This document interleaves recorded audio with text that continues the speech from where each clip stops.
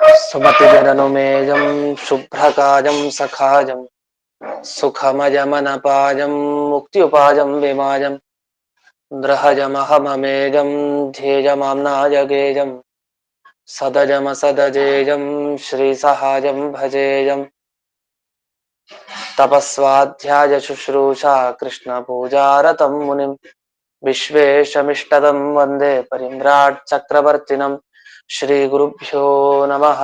हरिः ओम्।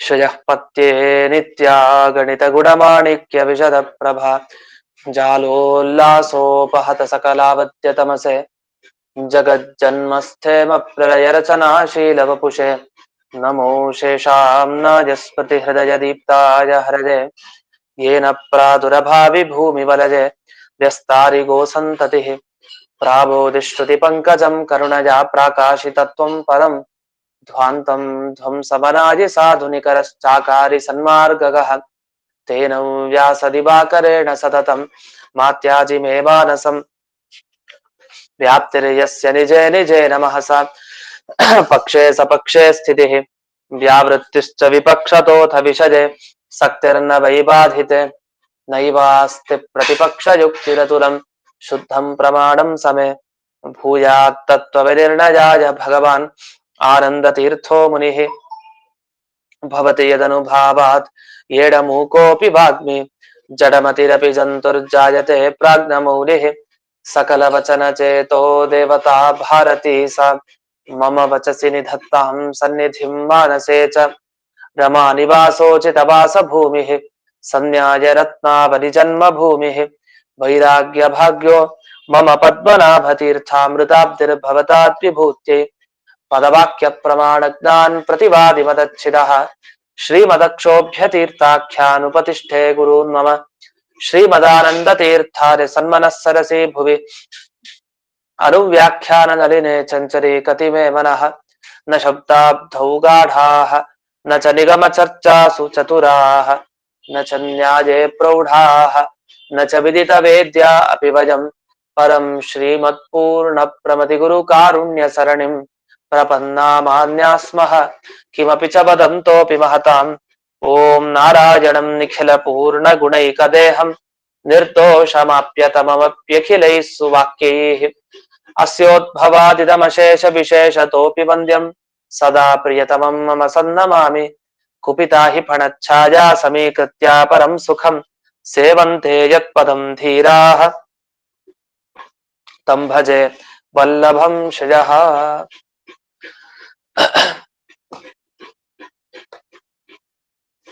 ಈಗ 108ನೆಯ ಸುಧಾಮೂಲ 108ನೆಯ ಸುಧಾಮೂಲ. ಈಗ ಅನುವ್ಯಾಖ್ಯಾನ ಶ್ಲೋಕವನ್ನ ಮೊದಲಿಗೆ ನೋಡಿ ಆಮೇಲೆ ಸುಧಾದ ವ್ಯಾಖ್ಯಾನಕ್ಕೆ ಬರೋಣ. ಅಭೇದ ಭೇದಯೋಶ್ಚೈವ ಸ್ವರೂಪತ್ವಂ ಹಿ ಭೇದಿನಃ ತಯೋರಪ್ಯವಿಶೇಷತ್ವೇ ಪರ್ಯಾಯತ್ವಂ ಹಿ ಶಬ್ದಯೋಃ ಅಭೇದ ಭೇದ ಶಬ್ದೌ ಚ ಪರ್ಯಾಯಾವಿತಿ ಕೋ ವದೇತ್. ಈಗ ಮತ್ತೊಂದು ದೋಷ ಕೊಡ್ತಾರೆ. ಹಿಂದಿನ ಮತದವರಿಗೆ ಯಾರು ದೇವರಿಗೆ ಮತ್ತೆ ದೇವರ ಗುಣಗಳಿಗೆ ಭೇದವನ್ನ ಒಪ್ಪಿದ್ದಾರೆ, ಬೇರೆ ಅಂತ ಒಪ್ಪಿದ್ದಾರೆ, ಅವರಿಗೆ ಮತ್ತೊಂದು ದೋಷ ಏನು? ನಿಮ್ಮ ಪ್ರಕಾರ ಭೇದ ಅಭೇದ ಒಂದೇನಾ ಬೇರೆನಾ ಅಂತ ಒಂದು ಪ್ರಶ್ನೆ. ಭೇದ ಮತ್ತೆ ಅಭೇದ ನಾವೆಲ್ಲ ಈಗ ಅವ್ರ ಪ್ರಶ್ನೆಗೆ ಉತ್ತರ ಕೊಡ್ತಾ ಇದ್ವಿ. ದೇವರು ಅವನ ಗುಣ ಒಂದೇನಾ ಬೇರೆನಾ? ನಮ್ ಪ್ರಕಾರ ಒಂದೇ, ಅದೇನ್ ಬೇರೆ ಅಲ್ಲ. ಅವ್ರು ಬೇರೆ ಅಂತಾರೆ, ನಾವು ಒಂದೇ ಅಂತ ಹೇಳ್ತೀವಿ. ಈಗ ನಾವು ಪ್ರಶ್ನೆ ಕೇಳೋದು ಅವ್ರಿಗೆ, ನಿಮ್ಮ ಮತದಲ್ಲಿ ಭೇದ ಅಭೇದ ಒಂದೇನಾ ಬೇರೆನಾ ಅಷ್ಟೇ ಹೇಳಿ. ಭೇದ ಅಭೇದ ಒಂದೇನಾ ಬೇರೆನಾ ಇದೆಂಥ ಪ್ರಶ್ನೆ? ಈಗ ತಾನು ಹೇಳಿದೆ, ಒಂದ್ ನಿಮಿಷ. 108ನೆಯ ಸುಧಾಮೂಲ. ಈಗ ಭೇದ ಅಭೇದ ಒಂದೇನಾ ಬೇರೆನಾ ಅಂತ ನಾವು ಅವ್ರಿಗೆ ಪ್ರಶ್ನೆ ಕೇಳ್ತೀವಿ. ಅವ್ರು ನಮಗ್ ಕೇಳಿದ್ರು ದೇವರು ಅವನ ಗುಣ ಒಂದೇನಾ ಬೇರೆನಾ ಅಂತ. ನಾವ್ ಒಂದೇ ಅಂತ ಹೇಳಿದ್ವಿ, ಬೇರೆ ಬೇರೆ ಅಂತ ಅವ್ರು ಹೇಳಿದ್ರೆ ದೋಷ ಕೊಡ್ತಾ ಬಂದ್ವಿ. ಈಗ ನಾವು ಮರು ಪ್ರಶ್ನೆ ಹಾಕ್ತಿವಿ, ಭೇದ ಮತ್ತೆ ಅಭೇದ ಈ ಎರಡು ಒಂದೇನಾ ಬೇರೆನಾ ಅಷ್ಟೇ. ಈ ಪ್ರಶ್ನೆ ಕೇಳಿದವರು ಎಲ್ಲ ಏನು ಉತ್ತರ ಹೇಳ್ತಾರೆ? ಭೇದ ಅಭೇದ ಒಂದಾಗ್ಲಿಕ್ಕೆ ಹೇಗ್ ಸಾಧ್ಯ? ಈ ಭೇದ ಅಂತಂದ್ರೇನು? ಎರಡು ವಸ್ತು ಬೇರೆ ಬೇರೆ ಅಂತ ಅರ್ಥ. ಅಭೇದ ಅಂದ್ರೆ ಏನರ್ಥ? ಎರಡು ವಸ್ತು ಒಂದೇ, ಎರಡು ವಸ್ತುಗಳು ಒಂದೇ ಅಂತ ಅರ್ಥ. ಒಂದೇನೂ ಹೌದು ಬೇರೆನೂ ಹೌದು, ಇದೇನಿದು? ಪೆದ್ದನೂ ಹೌದು ಬುದ್ಧಿವಂತನೂ ಹೌದು, ಅದೇಗ್ ಸಾಧ್ಯ? ಒಂದು ಬುದ್ಧಿವಂತ ಒಂದು ಪೆದ್ದ ಆಗಿರ್ಬೇಕು. ಕೆಲವು ವಿಷಯದಲ್ಲಿ ಪೆದ್ದ, ಕೆಲವು ವಿಷಯದಲ್ಲಿ ಬುದ್ಧಿವಂತ, ಅಲ್ಲಿ ವ್ಯವಸ್ಥೆ ಏನಾದ್ರು ಮಾಡ್ಬೋದೇನೋ ಹಾಗೆ. ಹಾಗೆ ಕೆಲವು ವಿಷಯದಲ್ಲಿ ಭೇದ, ಕೆಲವು ವಿಷಯದಲ್ಲಿ ಅಭೇದ, ಹಾಗಿಲ್ಲಿ ಹೇಳಲಿಕ್ ಬರಲ್ಲ. ಭೇದ ಅಭೇದ ಒಂದೇನಾ ಬೇರೆನಾ? ಕೆಲವು ಕಡೆ ಎಲ್ಲಾ ಕಡೆ ಅಲ್ಲ, ಎಲ್ಲಾ ಕಡೆನೂ ಪ್ರಶ್ನೆ ಭೇದ ಅಭೇದ ಒಂದೇನಾ ಬೇರೆನಾ? ಅದಕ್ಕೆ ಒಂದೇ ಅಂತ ಯಾರು ಒಪ್ಪಲ್ಲ ಜಗತ್ನಲ್ಲಿ, ಎಲ್ಲ ಬೇರೆ ಬೇರೆ ಅಂತಾನೆ ಒಪ್ಪೋದು. ಅದು ಗೊತ್ತಿದೆ ನಮಗೆ. ಅವನು ಹಾಗೆ ಹೇಳ್ತಾನೆ, ಭೇದ ಅಂದ್ರೆ ಬೇರೆ ಅಭೇದ ಅಂದ್ರೆ ಬೇರೆ ಅಂತಾನೆ ಒಪ್ಪೋದು. ಆದ್ರೂ ಬೇರೆ ಬೇರೆ ಅಂತ ಒಪ್ತ್ಯಾ, ಹಾಗಾದ್ರೆ ನಿಂಗೊಂದು ದೋಷ ಕೊಡ್ತೀನಿ ಅಂತ ಈಗ ಆಕ್ಷೇಪ ಮಾಡ್ಲಿಕ್ಕೆ ಇದನ್ನು ಶುರು ಮಾಡಿದ್ದಾರೆ. ಮುಂದೆ ಹೋಗೋಣ. ನ ಕೇವಲಂ ಭೇದಸ್ಯ ಕಿಂತು ಅಭೇದಸ್ಯ ಚ ಭೇದಿನಃ ಸ್ವರೂಪತ್ವಮೇವ ಇತಿ ಯೋಜನೆ.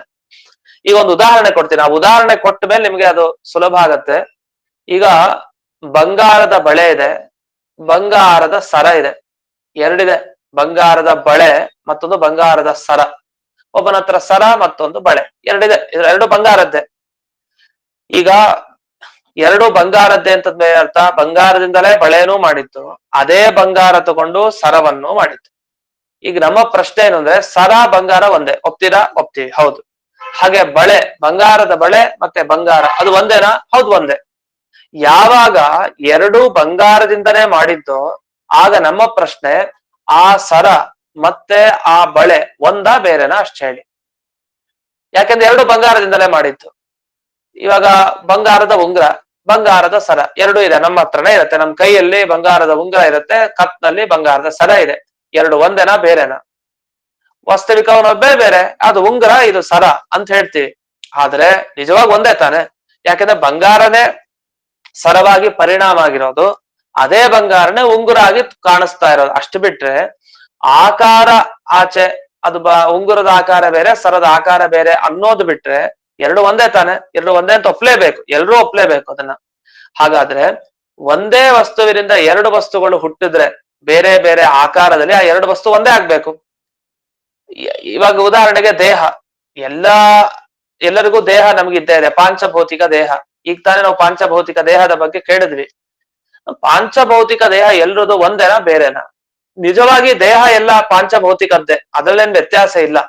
ಆದ್ರೆ ಜೀವ ಬೇರೆ ಆದ್ರಿಂದ ನಾವು ಭೇದವನ್ನ ಹೇಳ್ತೀವಿ. ಪ್ರತಿಯೊಬ್ಬ ಜೀವ ಬೇರೆ ಬೇರೆ ಆದ್ರಿಂದ ಅವನಿಗಿರುವಂತಹ ಪಾಂಚಭೌತಿಕನು ದೇಹನು ಬೇರೆ ಬೇರೆ. ಯಾಕೆ? ನನಗ್ ದೇಹ ಬಂದಾಗ ಇನ್ನೊಬ್ಬನಿಗೆ ದೇಹ ಬಂದಿರ್ಬೇಕು ಅಂತಿಲ್ಲ. ಹಾಗೆಲ್ಲ ಇದ್ರೆ ಎಲ್ಲರೂ ಒಂದೇ ಟೈಮ್ ನಲ್ಲಿ ಹುಟ್ಟಿರ್ಬೇಕು, ಅದು ಅಸಾಧ್ಯವಾದ ಮಾತು. ಎಲ್ರು ಒಂದೇ ಟೈಮ್ ನಲ್ಲಿ ಹುಟ್ಟೋದಿಲ್ಲ, ಬೇರೆ ಬೇರೆ ಟೈಮ್ ನಲ್ಲಿ ಬೇರೆ ಬೇರೆ ಕಾಲದಲ್ಲಿ ಹುಟ್ಟುತ್ತಾರೆ. ಹಾಗಾದ್ರೆ ದೇಹ ಎಲ್ಲ ಒಂದೇ ಅಲ್ಲ, ಎಲ್ಲ ದೇಹವೂ ಬೇರೆ. ಯಾಕೆ? ಕಾಲ ಭೇದ. ಬೇರೆ ಬೇರೆ ಟೈಮ್ ನಲ್ಲಿ ಆಯಾ ದೇಹ ಬರುತ್ತೆ ಒಬ್ಬೊಬ್ಬರಿಗೆ. ಹಾಗೆ ಬೇರೆ ಬೇರೆಯವರು ಕಾರಣ ಆಗಿರ್ತಾರೆ. ಅವರವರ ದೇಹಕ್ಕೆ ಅವರವರ ತಂದೆ ತಾಯಿ ಕಾರಣ ಆಗಿರ್ತಾರೆ, ಬೇರೆ ಬೇರೆ. ಹೀಗೆ ಒಂದು ವಸ್ತು ಅನೇಕ ವಸ್ತುಗಳಾಗಿ ಕಂಡಾಗ ಅದರಲ್ಲಿ ಭೇದ ಈ ರೀತಿ ವಸ್ತುತ ಇರಲ್ಲ. ಅದಕ್ಕೆ ಕಾರಣ ಏನಾದ್ರು ಬಲವತ್ ಕಾರಣ ಹೇಳ್ಬೇಕು. ಪ್ರಕೃತ ಒಂದೇ ಬಂಗಾರದಿಂದ ಮಾಡಿದ ಎರಡು ಸರ ಮತ್ತೆ ಉಂಗುರಗಳಂತೆ ಒಂದೇ ಆಗ್ಬೇಕು.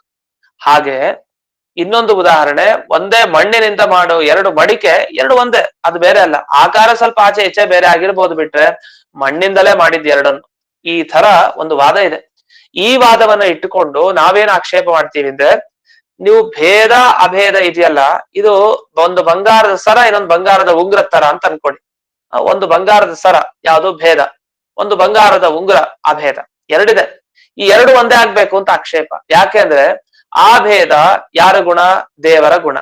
ದೇವರಿಗೂ ಭೇದಕ್ಕೂ ಏನು ಒಂದೇ, ಅದು ಭೇದ ಭೇದಿ ಒಂದೇ. ಹಾಗೆ ಅಭೇದ ಎಲ್ಲಿದೆ? ಒಂದು ವಸ್ತುವಿನ ಅದು ಅಭೇದ ಒಂದೇ. ಯಾವಾಗ ಎರಡೂ ಬಂಗಾರ ಆಯ್ತೋ, ಹೇಗೆ ಸರ ಮತ್ತೆ ಉಂಗುರ ಒಂದೇ ಆಗ್ಲಿ ಅಂತ ಹೇಳ್ತೀವೋ, ಅದೇ ತರ ಭೇದ ಎಲ್ಲಿದೆಯೋ ಆ ವಸ್ತುನೇ ಭೇದ. ಉದಾಹರಣೆಗೆ ಈಗ ಘಟ ಭೇದ ಪುಸ್ತಕದಲ್ಲಿದೆ, ಅಂದ್ರೆ ಘಟ ಪುಸ್ತಕ ಅಲ್ಲ. ಘಟ ಭೇದ ಎಲ್ಲಿದೆ? ಘಟದಲ್ಲಿದೆ. ಅದು ಘಟನೆ, ಅದು ಘಟ ಭೇದ ಅಂದ್ರೆ ಅದು ಬೇರೆ ಏನಲ್ಲ, ಅದು ಘಟದ ಒಳಗಡೆನೆ ಸೇರ್ಕೊಂಡ್ಬಿಟ್ಟಿರುತ್ತೆ, ಅದು ಘಟನೆ. ಅಭೇದ ಎಲ್ಲಿ? ಘಟ ತಾನೇ ತಾನೇ ತಾನಾಗಿದೆ ಹೊರತು ತಾನ್ ತನಗಿಂತ ಏನ್ ಬೇರೆ ಅಲ್ಲ. ಹಾಗಾದ್ರೆ ಘಟ ಘಟಕ್ಕಿಂತ ಬೇರೆ ಅಲ್ಲ, ಅದು ಒಂದೇ. ಹಾಗಾದ್ರೆ ಅಭೇದನೂ ಘಟದಲ್ಲಿದೆ, ಭೇದನೂ ಇದೆ, ಎರಡು ಒಂದೇ ಆಯ್ತು. ಎರಡು ಒಂದೇ ಆದ್ರೆ ಭೇದಾಭೇದ ಒಂದಾಗ್ಬೇಕು. ಯಾರು ಭೇದಾಭೇದ ಒಂದು ಅಂತ ಹೇಳಲ್ಲ. ಅದನ್ನ ಈಗ ವಿವರಿಸ್ತಾರೆ. ಯಹ ಭೇದಸ್ಯ ಭೇದಿನ ಘಟೇನ ಅಭೇದಂ ಅಂಗೀಕರೋತಿ ತೇನ ತಸ್ಯ ಅಭೇದಸ್ಯಾಪಿ ಘಟ ಸ್ವರೂಪತ್ವಮೇವ ಅಂಗೀಕರಣೀಯಂ. ಭೇದ ಸಮಾನ ನ್ಯಾಯತ್ವ ಅದಿತಿ ಹಿಶಬ್ದಾರ್ಥ. ಹಿ ಅಂತ ಬಳಸಿದ್ದಾರೆ ಅನುವ್ಯಾಖ್ಯಾನದಲ್ಲಿ. ನಮ್ಮ ಸಂಸ್ಕೃತದಲ್ಲೆಲ್ಲ ಹಿ ಅಂತ ಬಳಸಿದ್ದಾರೆ ಅಂದ್ರೆ ಎಲ್ಲಾ ಜನರಿಗೆ ಗೊತ್ತಿರೋ ವಿಷಯ, ಇದು ಪ್ರಸಿದ್ಧ ತಾನೆ ಅಂತ ಹೇಳೋ ಅಭಿಪ್ರಾಯದಲ್ಲಿ ಇರುತ್ತೆ ಹಿ ಅನ್ನೋ ಶಬ್ದ ಸಾಮಾನ್ಯವಾಗಿ. ಅಭೇದ ಭೇದಜೋಶ್ಚೈವ ಸ್ವರೂಪತ್ವಂ ಹಿ ಭೇದಿನಃ. ಇದೆಲ್ಲ ಎಲ್ರೂ ಗೊತ್ತಿರೋ ವಿಷಯ, ಇದು ಬಹಳ ಪ್ರಸಿದ್ಧ ವಿಷಯ ಅಂತ ಹೇಳ್ತಾ ಇದ್ದಾರೆ. ಏನ್ ಪ್ರಸಿದ್ಧ ವಿಷಯ? ಇವಾಗ ಉದಾಹರಣೆಗೆ ಈಗಾಗಲೇ ಕೊಟ್ಟಿದೆ ಉದಾಹರಣೆ, ಸಾಕು, ಇನ್ನು ಮತ್ತೇನು ಉದಾಹರಣೆ ಕೊಡೋ ಅಗತ್ಯ ಇಲ್ಲ, ಅರ್ಥ ಆಗಿರುತ್ತೆ ಇಷ್ಟರಲ್ಲಿ. ಈಗ ಭೇದ ಅಭೇದಗಳಿದೆ. ಭೇದ ಅಭೇದ ಎರಡು ಒಂದೇ ವಸ್ತು, ಒಂದೇ ವಸ್ತುವಿನಲ್ಲಿ ಭೇದವೂ ಇರುತ್ತೆ ಅಭೇದವೂ ಇರುತ್ತೆ. ಉದಾಹರಣೆಗೆ ನಾವೇ ತಗೊಳ್ಳೋಣ. ನನ್ನಲ್ಲಿ ನನ್ನ ಅಭೇದ ಇದೆ, ನಾನು ನಾನೇ ಹೊರತು ನಾನ್ ನಮಗಿಂತ ಬೇರೆ ಅಲ್ಲ. ಎಲ್ರಿಗೂ ಇದು ಅನುಭವ ಇರುತ್ತೆ, ನೀವು ನೀವೇ ಆಗಿರ್ತೀರಿ ಹೊರತು ಬೇರೆ ಆಗಿರೋಲ್ಲ. ಅದನ್ನ ನಿಮಗೆ ನಿಮ್ಮಲ್ಲಿ ಅಭೇದ, ನೀವು ನೀವೇ ಅಂತ ಅರ್ಥ. ನಿಮ್ಮಲ್ಲಿ ನಿಮಗೆ ಅಭೇದ ಅಂದ್ರು ನೀವು ನೀವೇ ಆಗಿದ್ದೀರಿ, ನಾನೇ ಆಗಿದ್ದೀನಿ ಅಂತಂದ್ರು ಒಂದೇ ಅರ್ಥ. ಹಾಗೆ ನಾನು ದೇವದತ್ತನಲ್ಲ, ನಾನು ಯಜ್ಞದತ್ತನಲ್ಲ, ನಾನು ಅವರಲ್ಲ, ನಾನು ಇವರಲ್ಲ, ಯಾಕೆ ನಾನು ಅವ್ರಿಗಿಂತ ಬೇರೆ ಅಂತ ಏನು ಭೇದ ಹೇಳ್ತೀವಿ, ಇದನ್ನೂ ಒಪ್ಪೋದೆ. ಹಾಗಾದ್ರೆ ಭೇದವನ್ನೂ ಒಪ್ಪಬೇಕು, ಅಭೇದವನ್ನೂ ಒಂದೇ ವಸ್ತುವಿನಲ್ಲಿ ಒಪ್ಪಬೇಕು. ದೇವರ ವಿಷಯದಲ್ಲಿ ಸಮಸ್ಯೆ, ಜೀವರ ವಿಷಯದಲ್ಲೂ ಸಮಸ್ಯೆ, ಘಟದ ವಿಷಯದಲ್ಲೂ ಸಮಸ್ಯೆ. ಯಾಕೆ? ಭೇದ ಎಲ್ಲಿ ಒಪ್ತೀರೋ ಆ ವಸ್ತು ಬೇರೆ ಆಗಿರಲ್ಲ, ಭೇದ ಬೇರೆ ಆಗಿರಲ್ಲ.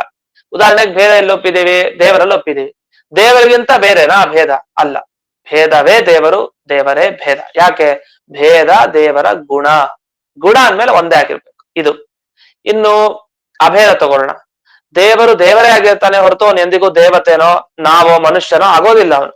ಅಂದ್ಮೇಲೆ ದೇವರಲ್ಲಿ ದೇವರ ಅಭೇದ ಇದೆ. ಆ ಅಭೇದ ಯಾರ ಗುಣ? ದೇವರ ಗುಣ. ಆ ಅಭೇದ ದೇವರಿಗಿಂತ ಬೇರೆನಾ? ಇಲ್ಲ, ಯಾಕೆ? ದೇವರ ಗುಣ ಆದ್ರಿಂದ ಅದು ದೇವರನ್ನೇ ಆಗ್ಬೇಕು. ಹೀಗೆ ಅಭೇದ ಭೇದ ಎರಡೂ ದೇವರೇ ಆಯ್ತು ಅಂದ್ರೆ ಭೇದ ಭೇದ ಬೇರೆ ಬೇರೆ ಅಂತ ಹೇಗೆ? ಅದು ಕೂಡ ಒಂದೇ ಆಗ್ಬೇಕು ಅಂತ ಆಕ್ಷೇಪ. ಆದ್ರೆ ಇದನ್ನ ಯಾರು ಒಪ್ಪಲ್ಲ. ಸರಿ, ಇದರಿಂದ ಏನಾಯ್ತು? ತಯೋರಪಿ ಅಭೇದ. ಆದ್ರಿಂದ ಭೇದಾಭೇದನು ಒಂದೇ ಅಂತ ಒಪ್ಕೊಳ್ಬೇಕಾಗಿ ಬಂತು ನಿಮ್ಮ ಪರಿಸ್ಥಿತಿ.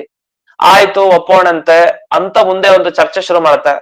ಅಸ್ತು ಏಕೇನ ಘಟೇನ ಅತ್ಯಂತ ಅಭಿನ್ನಯೋಹೋ ಅಭೇದ ಭೇದಯೋಹೋ ಅಭೇದ ತತೋಪಿ ಕಿಂ. ಒಪ್ಕೊಳ್ತೀವಿ ನಿಮ್ಮ ಮತ. ಏನಾಯ್ತು ಈಗ? ಹೇಗೆ ಎರಡು ಬಂಗಾರದ ಸರ ಮತ್ತೊಂದು ಬಂಗಾರದ ಉಂಗುರ ಒಂದೇ ಅಂತ ಹೇಳ್ತೀವೋ, ಯಾಕೆ? ಎರಡು ಬಂಗಾರದಿಂದ ಮಾಡಿದ್ದಾದ್ರಿಂದ ಹಾಗೆ ಇದನ್ನು ಒಪ್ಕೊಳ್ತೀವಿ. ಏನಂತೆ ಅಂತ ನೀವೇನಾದ್ರೂ ಹೀಗೆ ಮಾತನಾಡೋದಿದ್ರೆ ಅವಿಶೇಷತ್ವೇ ಪರ್ಯಾಯತ್ವಂ ಹಿ ಶಬ್ದಯೋಹೋ. ಆಗ ಭೇದ ಹೇಳೋ ಶಬ್ದಕ್ಕೂ ಅಭೇದ ಅನ್ನೋ ಅರ್ಥ ಹೇಳೋ ಶಬ್ದಕ್ಕೂ ವ್ಯತ್ಯಾಸವೇ ಇಲ್ಲ, ಎಲ್ಲ ಒಂದೇ ಆಯ್ತು. ಈಗ ಅಳಿಯ ಮಗಳ ಗಂಡ, ಮಗಳ ಗಂಡ ಅಂತ ಹೇಳ್ತೀವಿ, ತಾವತ ಇಷ್ಟ ಹೇಳೋದ್ರಿಂದ ಅಳಿಯ ಅಲ್ಲ ಅಂತ ಅರ್ಥ. ಅದ್ ಅದೇ ಅರ್ಥ ತಾನೆ. ಮಗಳ ಗಂಡ ಅಂತ ಹೇಳಿದಿರಿ, ಇನ್ನೊಂದ್ ಅಳಿಯ ಅಂತ ಹೇಳ್ತೀರಿ. ಇಲ್ಲಿ ಭೇದ ಅಂತ ಹೇಳ್ತೀರಿ, ಒಂದು ಅಭೇದ ಅಂತ ಹೇಳ್ತೀರಿ. ಅಷ್ಟೇ ಶಬ್ದ ವ್ಯತ್ಯಾಸ ಅಷ್ಟೇ ಹೊರತು ಅರ್ಥ ಬರೋದು ಒಂದೇ, ಎರಡು ಒಂದೇ ಆಗ್ಲೇಬೇಕು ಅಂತ. ಅಸ್ತು ಏಕೇನ ಘಟೇನ, ಒಂದೇ ಒಂದು ವಸ್ತು, ಅದರಲ್ಲಿ ಎರಡು ಧರ್ಮ ಸೇರ್ಕೊಂಡಾಗ ಎರಡು ಒಂದೇ ಆಗ್ಲಿ ಅಂತಾರೆ ನಮ್ಮ ಪ್ರಶ್ನೆ. ಹೀಗೆ ಹೇಳಿದ್ರೆ ನಮ್ಗೆ ಏನ್ ಸಮಸ್ಯೆ? ಹಾಗಾದ್ರೆ ಯಾವಾಗ ಭೇದ ಅಭೇದ ಒಂದೇ ಆಯ್ತು, ನಾವು ಪ್ರಶ್ನೆ ಕೇಳ್ತೀವಿ, ಜೀವರುಗಳು ಪರಸ್ಪರ ಬೇರೆನಾ ಒಂದೇನಾ ಎಲ್ಲಾ ಜೀವರುಗಳು? ಇಲ್ಲ ಇಲ್ಲ, ಬೇರೆ ಬೇರೆ. ಹೌದಾ? ಎಲ್ಲರಲ್ಲೂ ಅಭೇದ ಇದೆ, ಒಪ್ಕೊಳ್ಳೋಣ. ಯಾಕೆ ಒಪ್ಪಬಾರದು ಅಭೇದವನ್ನ? ಭೇದ ಅಂದ್ರು ಅಭೇದ ಅಂದ್ರು ಒಂದೇ ಅಂತ ಅಂದ್ಮೇಲೆ ಬಳಸುವಂತ ಶಬ್ದ ಅಭೇದ ಆದ್ರೆ ಆಗ್ಲಿ, ಭೇದ ಅಂದ್ರೆ ಆಗ್ಲಿ, ಸಮಸ್ಯೆ ಏನು? ಎರಡು ಒಂದೇ ತಾನೆ. ಅದರಿಂದ ಪರ್ಯಾಯ ಶಬ್ದಗಳಾಗ್ಬೇಕಾಗಿತ್ತು ಅಂತ. ಈ ಪರ್ಯಾಯ ಅಂತ ಬರುತ್ತೆ. ನಮಗ್ ಗೊತ್ತಿರೋ ಪರ್ಯಾಯ ಅದು ಸ್ವಾಮಿಗಳ ಪರ್ಯಾಯ ಶಬ್ದ ಕೇಳಿರ್ತೀವಿ. ಸಂಸ್ಕೃತದಲ್ಲಿ ಪರ್ಯಾಯ ಅನ್ನೋ ಶಬ್ದಕ್ಕೆ ಅನೇಕ ಅರ್ಥ ಇದೆ. ಅದ್ರಲ್ಲಿ ಒಂದ್ ಅರ್ಥ ಏನು ಅಂದ್ರೆ ಸಮಾನ ಅರ್ಥ ಕೊಡೋ ಮತ್ತೊಂದ್ ಪದ. ಈಗ ದೇವರಿಗೆ ವಿಷ್ಣು ಅಂತ ಅವಂದೇ ಶಬ್ದ, ನಾರಾಯಣ ಅಂದ್ರೆ ಅದು ಅವನೇ, ಹರಿ ಅಂದ್ರೆ ಅವನೇ, ನರಸಿಂಹ ಅವನೇ. ಅಂದ್ರೆ ದೇವರಿಗೆ ಪರ್ಯಾಯ ಶಬ್ದ ಬೇಕಾದಷ್ಟಿದೆ, ಅವನ ಅರ್ಥವನ್ನು ಕೊಡೋ ಶಬ್ದ ಬೇಕಾದಷ್ಟಿದೆ. ಇದು ರುದ್ರದೇವರಿಗಾಗ್ಬೋದು, ವಾಯುದೇವರಿಗೆ, ನಮಗೂ ಅಷ್ಟೇ. ನಮಗೊಂದು 5 ಶಬ್ದ ಇದೆ. ಈ ಶಬ್ದ ಹೇಳೋದು ನಾನೇ ತಿರುಗ್ತೀನಿ, ಇನ್ನೊಂದು ಶಬ್ದ ಹೇಳೋದು ನಾನೇ ತಿರುಗ್ತೀನಿ. ಕೃಷ್ಣ ಅಂದ್ರೂ ತಿರುಗ್ಬೇಕು, ಬೇರೆ ಬೇರೆ ರೀತಿ ಪ್ರಯೋಗ ಮಾಡಿದ್ರು ತಿರುಗ್ಬೇಕು. ಯಾವುದೇ ತರ ಬಳಸಿದ್ರು ಕೂಡ ತಿರುಗುತ್ತಾನೆ ಮನುಷ್ಯ. ಯಾಕೆ ತಿರುಗ್ತಾನೆ? ಎಲ್ಲ ಪರ್ಯಾಯ ಶಬ್ದ, ಅದೇ ಅರ್ಥ ಕೊಡೋ ಮತ್ತೊಂದು ಶಬ್ದ ಅಷ್ಟೇ. ಭಾಮ ಅಂತ ಹೇಳ್ತೀವಿ, ಸತ್ಯಭಾಮ ದೇವಿ ಅಂತ ಅರ್ಥ. ಸತ್ಯಭಾಮ ಅಂದ್ರು ಸತ್ಯಭಾಮಿನೇ, ಸತ್ಯ ಅಂದ್ರು ಅದೇ. ಹಾಗೆ ವೇದವ್ಯಾಸ, ಭೀಮಸೇನ, ಹೀಗೆ ಎಲ್ಲಾ ಶಬ್ದಗಳಲ್ಲೂ ಇದೊಂದು ಕ್ರಮ ಇದ್ದೇ ಇದೆ, ಪರ್ಯಾಯ ಶಬ್ದಗಳು. ಅಂದ್ರೆ ಒಂದೇ ಅರ್ಥವನ್ನ ಕೊಡುವ ಅನೇಕ ಶಬ್ದಗಳು. ಇದರ ಬಗ್ಗೆ ನಮಗೆ ಚೆನ್ನಾಗಿ ಜ್ಞಾನ ಇರ್ಬೇಕು. ಈಗ ನೋಡಿ, ಭೇದ ಅಂತ ಒಂದು ಶಬ್ದ ಬಂತು. ಭೇದ ಅನ್ನೋ ಶಬ್ದದ ಪರ್ಯಾಯ ಶಬ್ದ ಯಾವುದು ಅಂತ ನಮಗ್ ಗೊತ್ತಿರ್ಬೇಕು, ಶಾಸ್ತ್ರ ಓದ್ದವ್ರಿಗೆ. ಅದು ಈಗ ಸುಧಾ ಭಾಗ ಎಲ್ಲ ಓದಿದೀವಿ ಇಷ್ಟವರೆಗೆ. ಭೇದ ಶಬ್ದಕ್ಕೆ ಪರ್ಯಾಯ ಶಬ್ದ ಯಾವುದು ಅಂದ್ರೆ ಅದೇ ಅರ್ಥವನ್ನ ತಿಳಿಸುವಂತ ಇನ್ನೊಂದು ಶಬ್ದ ಯಾವುದು? ಅದಕ್ಕೊಂದು ಶಬ್ದ ಹೇಳ್ತಾರೆ, ಅನ್ಯೋನ್ಯ ಅಭಾವ ಅಂತ ಹೇಳ್ತಾರೆ. ಅನ್ಯೋನ್ಯ ಅಭಾವ. ಅನ್ಯೋನ್ಯ ಅಂದ್ರೆ ನಮಗ್ ಗೊತ್ತು, ದಾಂಪತ್ಯ, ದಂಪತಿಗಳ ಅನ್ಯೋನ್ಯತೆ. ಅನ್ಯೋನ್ಯತೆ ಅಂದ್ರೆ ಅಲ್ಲಿ ಬಳಸ್ತೀವಿ ನಾವು ಅನ್ಯೋನ್ಯತೆ ಅಂತ. ಇಲ್ಲಿ ಅನ್ಯೋನ್ಯ ಅಭಾವ, ಅಭಾವ ಅಂದ್ರೆ ಇಲ್ಲದೆ ಇರೋದು ಅಂತ ಅರ್ಥ. ಹಾಗಾದ್ರೆ ಅನ್ಯೋನ್ಯ ಅಭಾವ ಇಸ್ ಈಕ್ವಲ್ ಟು ಭೇದ ಅಂತ ಅರ್ಥ. ಭೇದ ಅಂದ್ರು ಅನ್ಯೋನ್ಯ ಅಭಾವ ಅಂದ್ರು ಸಂಸ್ಕೃತದಲ್ಲಿ ಒಂದೇ ಅರ್ಥ. ಇದಿದೆ, ಇದು ಪರ್ಯಾಯ ಶಬ್ದಗಳು. ಅನ್ಯೋನ್ಯ ಅಭಾವ ಅಂದ್ರೆ ಸ್ವಲ್ಪ ವಿವರಿಸ್ತೇನೆ. ಅನ್ಯೋನ್ಯ ಅಭಾವ ಅಂದ್ರೆ ಉದಾಹರಣೆಗೆ ಈಗ ಘಟ ಪಟ ಎರಡು ತಗೋಣ, ಬಟ್ಟೆ ಮತ್ತೆ ಮಡಿಕೆ, ಅಥವಾ ರಾಮ ಕೃಷ್ಣ ಇಬ್ರು ತಗೊಳ್ಳೋಣ. ಇಬ್ರು ನಿಂತಿದ್ದಾರೆ, ಕೈ ಕಾಲು ಎಲ್ಲ ಸಮಾನವಾಗಿದೆ. ಆದ್ರೆ ರಾಮ ಕೃಷ್ಣ ಅಲ್ಲ, ಕೃಷ್ಣ ನೋಡಿದ್ರೆ ರಾಮ ನಾವ್ ಹೇಳಲ್ಲ. ಯಾಕೆ? ಪರಸ್ಪರ ಅನ್ಯೋನ್ಯವಾಗಿ, ಅಂದ್ರೆ ಇಬ್ಬರಲ್ಲೂ ಕೂಡ ಅನ್ಯೋನ್ಯತೆಯಿಂದ ಅಭಾವ ಇಲ್ಲ. ಏನಿಲ್ಲ? ರಾಮನಲ್ಲಿ ಕೃಷ್ಣತ್ವ ಇಲ್ಲ, ಕೃಷ್ಣನಲ್ಲಿ ರಾಮತ್ವ ಇಲ್ಲ. ಅಂದ್ರೆ ರಾಮನ ಗುಣಗಳೆಲ್ಲ ಕೃಷ್ಣನಲ್ಲಿಲ್ಲ, ಕೃಷ್ಣನಲ್ಲೇ ಇರಬೇಕಾದಂತಹ ಗುಣಗಳು ರಾಮನಲ್ಲಿಲ್ಲ. ಹಾಗಾದ್ರೆ ಏನಾಯ್ತು? ಅನ್ಯೋನ್ಯತೆಯ ಅಭಾವ ಅಂದ್ರೆ ಪರಸ್ಪರ ಎರಡರಲ್ಲೂ ಇರುವಂತಹ ಧರ್ಮಗಳು ಇಲ್ಲ. ಎರಡರಲ್ಲೂ ತನ್ನಲ್ಲಿ ಏನ್ ಧರ್ಮ ಇದೆ ಅದು ತನಗೆ ಮಾತ್ರ ಸಂಬಂಧಪಟ್ಟಿದ್ದು, ಅದು ತನ್ನಲ್ಲಿ ಮಾತ್ರ ಇದೆ ಅಂತ ಅರ್ಥ. ಸರಿ, ಏನಾಯ್ತು? ಈಗ ಬಿಡಿ, ಒಪ್ಕೊಳ್ಳೋಣ. ಅಂದ್ರೆ ಹಾಗಾದ್ರೆ ಘಟ ಕಲಶವತ್ ಒಪ್ದಾಗಾಯ್ತು. ಘಟ ಅಂದ್ರೂ ಒಂದೇ, ಕಲಶ ಅಂದ್ರೂ ಒಂದೇ ಅರ್ಥ. ಘಟಮಾನಯ ತಗೊಂಬರ್ತಾನೆ ತಂಬಿಗೆನ, ಕಲಶಮಾನಯ ತಂಬಿಗೆನೆ ತಗೊಂಬರ್ತಾನೆ. ಹೀಗೆ ಯಾವ ಶಬ್ದವನ್ನ ಹಾಕಿದ್ರೂ ಕೂಡ ಘಟ ಶಬ್ದ, ಕಲಶ ಶಬ್ದ ಅಂತ ಅದೆಲ್ಲ ಪರ್ಯಾಯ ಶಬ್ದ ಆಯ್ತು. ಹಾಗೇನೆ ಇಲ್ಲೂ ಕೂಡ ಭೇದ ಅಂತ ಬಳಸಿದ್ರು ಅಭೇದ ಅಂತ ಅರ್ಥ, ಅಭೇದ ಅಂತ ಬಳಸಿದ್ರು ಭೇದ ಅಂತ ಅರ್ಥ. ಈ ಎರಡು ಒಂದೇ ಆಗ್ಬಿಟ್ರೆ ಈ ತರ ಸಮಸ್ಯೆ. ಆದ್ರಿಂದ ಅಭೇದ ಭೇದ ಶಬ್ದಗಳು ಪರ್ಯಾಯ ಆಗಬೇಕು. ಪರ್ಯಾಯ ಅಂದ್ರೆ ಅರ್ಥ ಏಕಾರ್ಥ ವಾಚಿತ್ವಂ, ಒಂದೇ ಅರ್ಥವನ್ನ ಕೊಡುವ ಮತ್ತೊಂದು ಶಬ್ದ, ಇದನ್ನ ಪರ್ಯಾಯ ಅಂತೀವಿ. ಅಥವಾ ಪರ್ಯಾಯ ಅನ್ನೋದಕ್ಕೆ ಇನ್ನೊಂದು ಕ್ರಮವಾಗಿ ಅಂತ ಅರ್ಥ ಇದೆ. ಕ್ರಮವಾಗಿ, ಪರ್ಯಾಯಣ ಅಂದ್ರೆ ಕ್ರಮವಾಗಿ ತಿಳಿಯೋದು. ಆದ್ರಿಂದ ಪರ್ಯಾಯ ಅನ್ನೋ ಶಬ್ದಕ್ಕೆ ಎರಡು ಅರ್ಥಗಳನ್ನ ನಾವು ಗಮನಿಸ್ಬೇಕು. ಇದು ಮುಂದಕ್ಕೆ ಹೋಗೋಣ. ಅಭೇದ ಭೇದ ಶಬ್ದವು ಚ ಪರ್ಯಾಯವು ಇತಿ ಕೋವದೇತ್. ಆದರೆ ಯಾರು ಅಭೇದ ಭೇದ ಶಬ್ದಗಳನ್ನ ಕೋವದೇತ್, ಯಾರು ಹೇಳ್ತಾರೆ ಇದೆರಡು ಪರ್ಯಾಯ ಶಬ್ದ ಅಂತ? ಯಾಕೆಂದ್ರೆ ಇದು ತುಂಬಾ ವಿರುದ್ಧ. ಅಭೇದ ಅಂದ್ರೇನೆ ಬೇರೆ, ಭೇದ ಅಂದ್ರೇನೆ ಬೇರೆ. ಇದು ಹೇಗಾಯ್ತು ಅಂದ್ರೆ ಅದ್ವೈತವಾದ ದ್ವೈತವಾದ, ಅದ್ವೈತ ವೇದಾಂತ ದ್ವೈತ ವೇದಾಂತ, ದ್ವೈತ ಅದ್ವೈತ ಎರಡು ಒಂದೇ ಅಂತ ಹೇಳ್ದಂಗಾಯ್ತು. ಹೇಳಲಿಕ್ಕೆ ಸಾಧ್ಯನಾ ದ್ವೈತ ಅದ್ವೈತ ಒಂದೇ ಅಂತ? ಹಾಗಿಲ್ಲ ಆಯ್ತು. ಅಭೇದ ಭೇದ ಒಂದೇ, ಅದು ಎಂದಿಗೂ ಸಾಧ್ಯ ಇಲ್ಲ. ಏನಾದ್ರೂ ಅಭೇದ ಮತ್ತೆ ಭೇದ ಒಂದೇ ಅಂತ ಹೇಳ್ಬೇಕಾ? ಅದಕ್ಕೆ ಒಂದು ಬೇರೆ ಉಪಾಯ ಹೇಳ್ಬೇಕು, ಸಾಧ್ಯನೇ ಇಲ್ಲ. ಅದಕ್ಕೆ ನೀವು ಭಾಸ್ಕರಾಚಾರ್ಯ ತರ ಒಪ್ಪಬೇಕು, ಎರಡೂ ಒಪ್ಪಿಡ್ತೀವಿ ನಾವು, ಭೇದನೂ ಒಪ್ತೀವಿ ಅಭೇದನೂ ಒಪ್ತೀವಿ ಅಂತ ಹೇಳ್ಬೇಕು. ಅಂತೂ ಇಲ್ಲಿವರೆಗೆ ಅಭೇದ ಮತ್ತೆ ಭೇದ ಎರಡೂ ಶಬ್ದಗಳು ಪರ್ಯಾಯ ಶಬ್ದ ಆಗಬೇಕು. ಆದ್ರೆ ಯಾರು ಇದನ್ನು ಒಪ್ಪಿಲ್ಲ. ಆದ್ರಿಂದ ನೀವು ಹೇಳುವಂತೆ ದೇವರಿಗೆ ಅವನ ಗುಣಗಳಿಗೆ ಅಭೇದವನ್ನೇ ಮೊದಲು ಒಪ್ಪಿ ಮುಂದಕ್ಕೂ ಅದನ್ನೇ ಒಪ್ಪಬೇಕು. ಭೇದ ಚಿಂತನೆ ಎಂದಿಗೂ ಕೂಡ ದೇವರ ವಿಷಯದಲ್ಲಿ ಮಾಡಬಾರದು ಅಂತ ಇಷ್ಟು ಗೊತ್ತಾಯ್ತು. ಇನ್ನು ಮುಂದೆ ಇನ್ನು ಹಲವು ವಿಷಯಗಳಿದೆ, ಅದನ್ನ ಮುಂದೆ ಶಿಷ್ಯರೇ ಊಹೆ ಮಾಡಿ ಅಂತ ಹೇಳ್ತಾರೆ ಜಯತೀರ್ಥರು. ಅದೇನು ಊಹೆ ಮಾಡ್ಬೇಕು, ಅಲ್ಲಿ ಬರುವಂತಹ ವಿಷಯಗಳೇನು ಅಂತೆಲ್ಲ ಮತ್ತೆ ನಾಡಿದ್ದು, ನಾಳೆ ಇಲ್ಲ ನಾಡಿದ್ದು ನೋಡೋಣ ಅಂತ ಹೇಳ್ತಾ ಇಂದಿನ ಪಾಠವನ್ನ ಅಸ್ಮದ್ ಗುರುವಂತರ್ಗತ ವ್ಯಾಸತೀರ್ಥ ಗುರುವಂತರ್ಗತ ಭಾರತೀಯ ರಮಣ ಮುಖ್ಯ ಪ್ರಾಣಾಂತರ್ಗತ ಶ್ರೀವನ್ಮೂಲ ಗೋಪಾಲ ಕೃಷ್ಣನಿಗೆ ಅರ್ಪಣೆ ಮಾಡ್ತೇನೆ. ನಮಸ್ಕಾರ. ನಮಸ್ಕಾರ ಗುರುಗಳೇ. ಪ್ರಣಾಮಗಳು ಗುರುಗಳೇ. ನಮಸ್ಕಾರ ಗುರುಗಳೇ. ನಮಸ್ಕಾರ ಆಚಾರ್ಯ.